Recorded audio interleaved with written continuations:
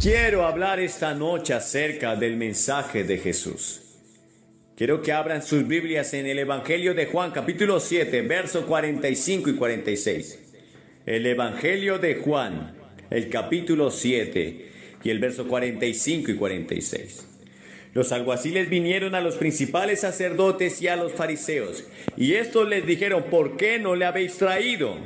Los alguaciles respondieron: jamás hombre alguno ha hablado como este hombre. Quiero volverlo a repetir. Jamás hombre alguno ha hablado como este hombre. Jesús vino a este mundo y cuando empezó a predicar a la edad de 30 años, nadie había hablado lo que Jesús habló. No hubo un filósofo, no hubo un maestro, no hubo un rey, no hubo un sirviente, no hubo nadie que hubiera hablado lo que Jesús hablaba. Pues el mensaje de Jesús estaba tan lleno de amor que nadie había hablado antes del amor como Él habló. Del amor hacia los enemigos, del amor a los que los persiguen y ultrajan. Pero también era un mensaje de juicio, un mensaje de arrepentimiento, un mensaje a aquellos que dejaran sus malos caminos o perecerían. El mensaje de Jesús estaba lleno de esperanza, pero también advertía sobre un juicio venidero. El mensaje de Jesús podía ser escuchado por un rey, podía ser escuchado por un maestro, un fariseo, y estar atónito ante su sabiduría. Pero también podía captar la atención de un niño, de un hombre vulgar y de cualquiera que quisiera escucharlo. El mensaje de Jesús iba dirigido no solamente a los maestros, a los sacerdotes, a los reyes, pero también a los niños, también a los hombres vulgares, también a los publicanos y a aquellos que se etiquetaban como pecadores. Por eso jamás hombre alguno había hablado como Jesús. Y ese es el mensaje de Jesús, que no ha pasado de moda. Él dijo en Mateo 24:35 que el cielo y la tierra pasarán, pero sus palabras no pasarían. Y en este tiempo en que estamos viviendo, más que nunca necesitamos ese mensaje de confrontación. El profeta Jeremías habló y dijo: pregunten por la senda antigua, anden por las veredas antiguas. Y hoy más que nunca tenemos que volver al mensaje de la palabra de Dios. No al mensaje de filosofías, no al mensaje de estadísticas, no al mensaje que quieren proclamar hoy en las naciones, que está muy lejos de lo que Jesús enseñó. Y quiero hablar de ese mensaje, porque hoy la iglesia está confundida, porque hoy muchos confunden el mensaje de Jesús del amor con la complicidad. Hoy muchos confunden el mensaje de Jesús acerca del reino del cielo con la pluralidad, con la universalidad. Hoy muchos confunden el mensaje de Jesús acerca que hay un camino con las religiones y están errando y es peligroso. Pero Jesús dijo: yo soy el camino, la verdad y la vida. Y ese mensaje debe ser claro, ese mensaje debe ir directo al grano, ese mensaje no debe sufrir ninguna mudanza, ni tampoco frustrarle ni una sola tilde. Ese mensaje debe ser dado con sencillez, con practicidad, pero con verdad. Ay de aquel que le añada o le quite al mensaje que Jesús vino a predicar. Y por eso quiero hablar acerca del mensaje de Jesús. Y el primer mensaje que Él empezó a predicar, dice en Mateo 4:17, Él dijo: desde entonces comenzó a Jesús a predicar y a decir: arrepentíos, porque el reino de los cielos se ha acercado. El primer mensaje que Jesús habló a los hombres cuando inició su ministerio fue un mensaje llamando al arrepentimiento. Fue un mensaje que confrontaba a las personas. Y arrepentimiento quiere decir cambiar de dirección. Arrepentimiento quiere decir volver por el camino del error hacia el camino de la verdad. El verdadero arrepentimiento no consiste solamente en emociones y lágrimas, Pero un verdadero arrepentimiento lleva al apartarse del pecado, al reconocer las faltas y al volver a Jesús. El Señor predicó a aquellos fariseos. El Señor predicó incluso a sus discípulos. Sus discípulos le estaban comentando en una ocasión, contándole acerca de cómo Herodes había mezclado los sacrificios de los galileos. Y el Señor dijo, antes si no te arrepientes, todos perecerán igualmente. Y ya el hacha está puesta a la raíz de todo árbol. Ese fue el primer mensaje de Jesús, un mensaje de arrepentimiento, un mensaje de confrontación, un mensaje cargado de amor, pero que no permitía el pecado. Cuando Él habló a aquella mujer que trajeron para que fuera apedreada delante de Él, que fue sorprendida en el mismo acto de adulterio, le preguntaron a aquellos hombres que la traían. En la ley de Moisés se nos dice que debemos apedrear a tales mujeres. El Señor dijo, el que esté libre de pecado que tire la primera piedra. Y todos arrojaron sus piedras al suelo y huyeron. Pero cuando Él está a solas con la mujer, le dice, vete y no peques más. Y hoy los jóvenes de esta era, de este tiempo, necesitan escuchar esta palabra. Vete y no peques más. El Señor le dijo a aquel hombre que estaba en Betesda paralítico, luego de que fue sanado, le dijo, vete y no peques más para que no te suceda algo peor. Y vemos que el mundo está yendo de cabeza porque no queremos que este mensaje sea predicado. Queremos que nos aplaudan, queremos que nos adulen, queremos que la gente nos anime, pero no queremos oír que debemos arrepentirnos. Pero ese fue el primer mensaje que Jesús predicó en su ministerio. Ahora tú y yo somos llamados a predicar el arrepentimiento. En Mateo 5:14 podemos leer, vosotros sois la luz del mundo. Una ciudad asentada sobre un monte no se puede esconder, ni se enciende una luz, ni se pone debajo de un almud, sino sobre un candelero, y así alumbrará a todos los que están en casa. Es necesario que tú y yo seamos luz en medio de las tinieblas. Es necesario que tú y yo seamos la sal de este mundo insípido. Un mundo que está lleno de filosofías relativistas. Y hoy la gente no llama pecado a lo que la Biblia dice que es pecado, porque para ellos es relativo. Pero tú y yo fuimos llamados a predicar la verdad absoluta de la palabra, que no deja el pensamiento libre a las especulaciones. La Biblia llama pecado lo que es pecado, y tú y yo debemos hacerlo también. La Biblia habla de un solo camino, que es Cristo.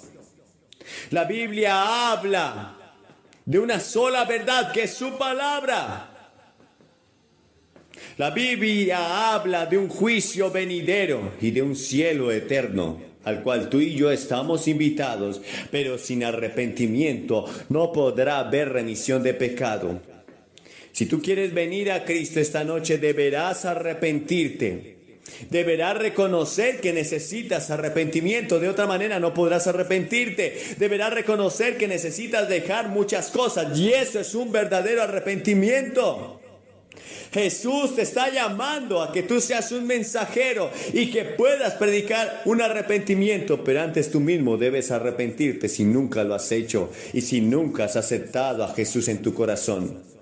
Me pregunto si el mensaje de Jesús está siendo predicado hoy por su iglesia. ¿O acaso la iglesia se está volviendo tolerante como el Señor le habló a la iglesia de Apocalipsis? Pero tengo contra ti que toleras que esa mujer Jezabel enseñe y seduzca a mis hijos a fornicar. Una iglesia tolerante que tolera las modas, que tolera el pecado en sus miembros, que tolera que el mundo enseñe a sus hijos a hacer maldad.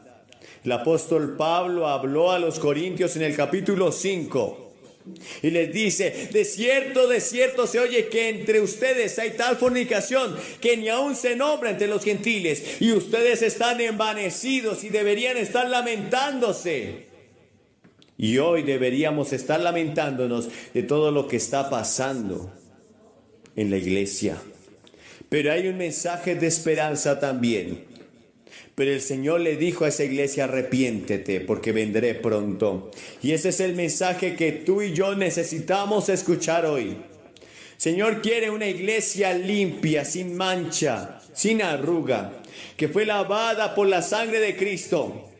Pero el arrepentimiento y la fe por la cual tú y yo somos salvos no es solamente un sentimiento, es un compromiso, es un estilo de vida, es apartarse del pecado y vivir para Él. Ahora, el mensaje de Jesús también era un mensaje lleno de autoridad. Lucas 4:32 dice: y se admiraban de su doctrina, porque su palabra era con autoridad. Te pregunto si tú tienes autoridad, si hemos perdido como iglesia la autoridad para predicar. El Señor te llama a ti, me llama a mí a tener autoridad. Debemos predicar la palabra con autoridad. Ahora, la autoridad de Jesús en su mensaje tenía tres fuentes. Primero, la palabra de Dios. En el Evangelio de Juan, el capítulo 3, el verso 34 dice: porque el que Dios envió, las palabras de Dios habla, pues Dios no da el Espíritu por medida. Tú y yo debemos enseñar la palabra. Debemos predicar la palabra. Debemos creer que la palabra es suficiente. Porque lamentablemente la iglesia se está llenando de psicología. Se está llenando de filosofía. Se está llenando de las culturas orientales. Estamos trayendo aquí el conocimiento de otras religiones y lo implantamos en la iglesia como si fuera de la palabra de Dios, y acomodamos esas doctrinas erradas, erróneas, a la palabra de Dios. Jesús tenía autoridad porque Jesús predicaba la palabra de Dios. Él no hablaba por sí mismo, sino que hablaba lo que el Padre le había dado. En el verso 10 de Juan 14 dice: ¿no crees que yo soy en el Padre y el Padre en mí? Las palabras que yo os hablo, no las hablo por mi propia cuenta, sino de que el Padre que mora en mí, Él hace las obras. Jesús no hablaba palabras porque sí. Y cuando tú y yo predicamos del Evangelio, no debemos hablar nuestras palabras, sino que las palabras de Dios deben ser dichas. Juan 17:8: porque las palabras que me diste les he dado, y ellos las recibieron, y han conocido verdaderamente que salí de ti, y han creído que tú me enviaste. Tú estás llamado a predicar la palabra como iglesia. Y desde cada púlpito, y desde cada sermón, y desde cada cruzada y cada evento que tengamos, estamos llamados a predicar la palabra. De otra manera no creerán. La segunda fuente que tenía Jesús acerca de su autoridad era la presencia del Espíritu Santo en su vida. Lucas 3, 21 y 22. Aconteció que cuando todo el pueblo se bautizaba, también Jesús fue bautizado, y orando el cielo se abrió. Y descendió el Espíritu Santo sobre él en forma corporal como paloma. Y vino una voz del cielo que decía: tú eres mi Hijo amado, en ti tengo complacencia. El Espíritu Santo debe estar llenando tu vida y mi vida. Y si tú eres un verdadero cristiano, has nacido de nuevo, el Espíritu Santo está sobre ti. Pero ahora el apóstol Pablo dijo: pero debes ser lleno del Espíritu Santo. Si tú eres un cristiano, pero no eres lleno del Espíritu Santo, no eres controlado por el Espíritu Santo, y el fruto del Espíritu no podrá estar en ti. No hay forma de ser lleno de amor, paz, gozo, paciencia, benignidad, bondad, fe, templanza y mansedumbre, a menos que el Espíritu Santo te llene. Y no podrás enfrentar el pecado a menos que seas lleno del Espíritu Santo. Y no podrás enfrentar a Satanás a menos que seas lleno del Espíritu Santo. Él dijo que no nos iba a dejar huérfanos, que el Espíritu Santo vendría a nosotros y nos tomaría otra vez. Y Jesús estaba lleno del Espíritu Santo cuando Él vino del desierto, luego de ser tentado, estaba lleno del Espíritu Santo de tal modo que los demonios huían, las enfermedades se iban y la gente se admiraba de su doctrina. Y la tercera fuente de autoridad que había en Jesús para predicar la palabra era su ejemplo. Juan 13:15, porque ejemplo os he dado, para que como yo os he hecho, vosotros también hagáis. Y Lucas 2:52 dice que Jesús crecía en sabiduría y en estatura y en gracia para con Dios y los hombres. Tu testimonio y mi testimonio es importante.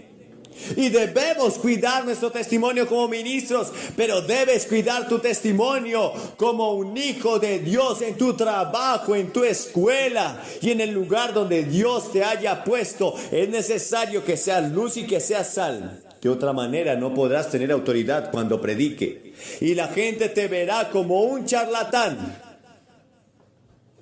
No hay cosa más frustrante para un hombre de Dios, un ministro de Dios, que pierda su autoridad a causa de su testimonio. Es necesario que aquel que es un ministro tenga buen testimonio de los de afuera para que no caiga en descrédito y lazo del diablo.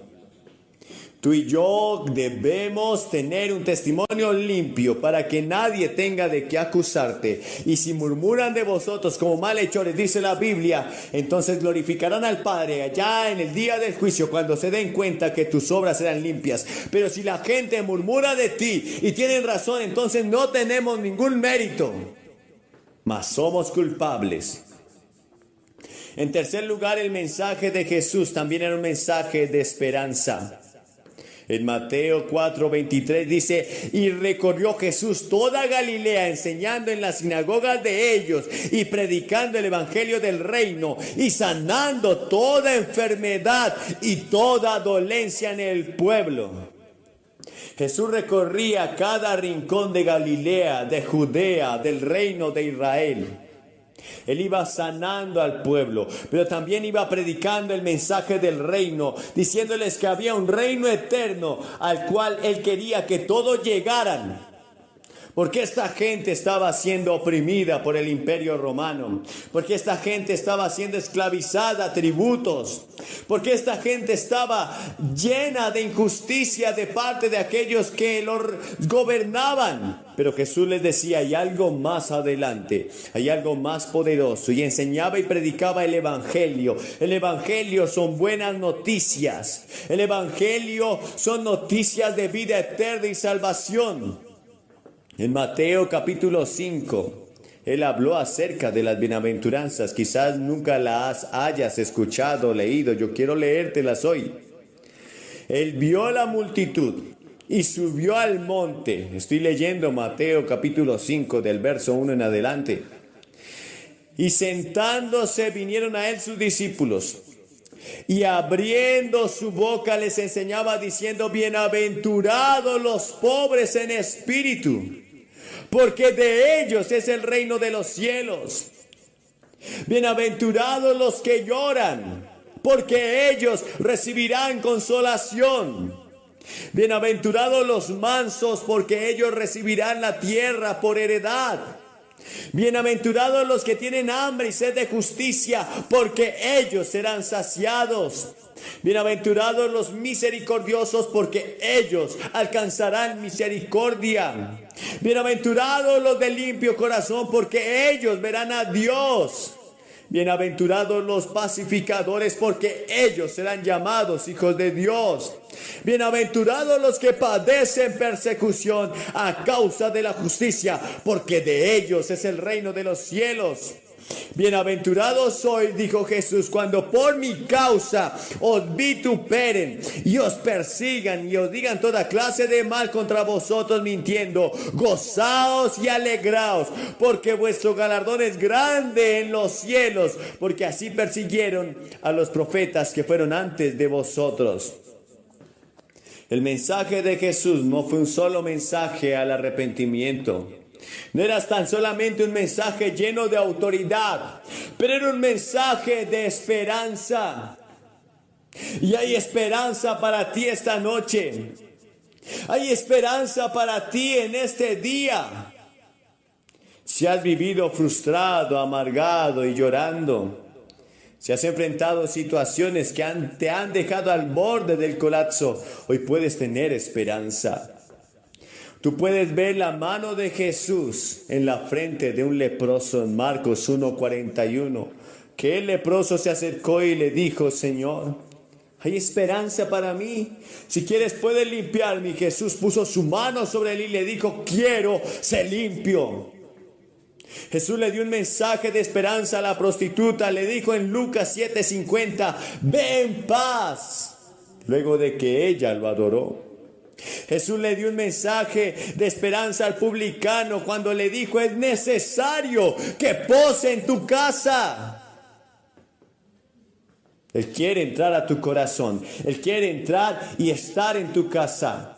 No quiere ser un visitante.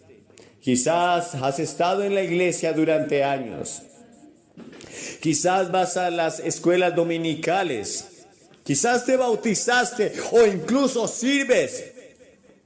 Pero aún no has entregado por completo tu corazón a Jesús. Bueno, Él quiere hoy entrar a tu casa como lo hizo con Zaqueo. Pero Él dio un mensaje de esperanza a todo el mundo. Juan 3:16, que fue la cita que yo memoricé de niño. La primer cita. Porque de tal manera amó Dios al mundo que ha dado a su Hijo unigénito, para que todo aquel que en Él crea no se pierda, mas tenga vida eterna. Él no quiere que se pierda ninguna alma de que el Padre le ha entregado. Pero debes hacer tu parte. Él hizo su parte en la cruz. Él tomó tu lugar. Él descendió del cielo, se hizo semejante a los hombres, vivió en una condición humilde, lleno de pobreza. Lo maltrataron, lo desfiguraron y luego torturado fue puesto allí en ese madero de la cruz. Derramó cada gota de sangre por ti. Pero ahora es necesario que tú le aceptes. Finalmente dice en Juan 14:1-3: no se turbe vuestro corazón. Creed en Dios, creed también en mí. En la casa de mi Padre hay muchas moradas. Si así no fuera, yo le hubiera dicho: voy pues a preparar lugar para vosotros. Y si me fuere y os prepararé lugar, vendré otra vez y os tomaré a mí mismo, para que donde yo estoy, vosotros también estéis. Ese es el mensaje de esperanza de Jesús. Esta vida es pasajera. Esta vida es ilusoria. Esta vida está cargada de vanidad. Y Moisés dijo en el Salmo 90 que pronto pasa y volamos. En un abrir y cerrar de ojos. La vida del hombre es comparada en la Biblia como la flor que se marchita, que en la mañana sale y a la tarde es cortada. La vida del hombre es comparada en la Biblia como la neblina que aparece por una esquina y desaparece por otra. Y así es comparada tu Biblia, porque aunque puedas vivir 100 años o más, eso no es nada comparado con una eternidad. Y si rehusas hoy aceptar a Cristo, te perderás para siempre. Una eternidad sin Cristo, separado de Dios, separado de la alegría, del amor, de la emoción. Solamente tristeza, llanto y crujir de dientes. Pero hoy es un llamado al arrepentimiento, un llamado lleno de autoridad, porque es la palabra de Dios, pero un llamado de esperanza. Te voy a pedir que aceptes a Cristo esta noche. Te voy a pedir que te levantes y vengas al frente de esta plataforma y digas: yo quiero recibir a Cristo. Me arrepiento de haber pecado contra Él. Reconozco mi pecado y quiero abandonarlo y me comprometo a seguirle y a servirle. Yo voy a orar contigo. Te daré algo de literatura y comenzarás tu vida cristiana asistiendo a una iglesia.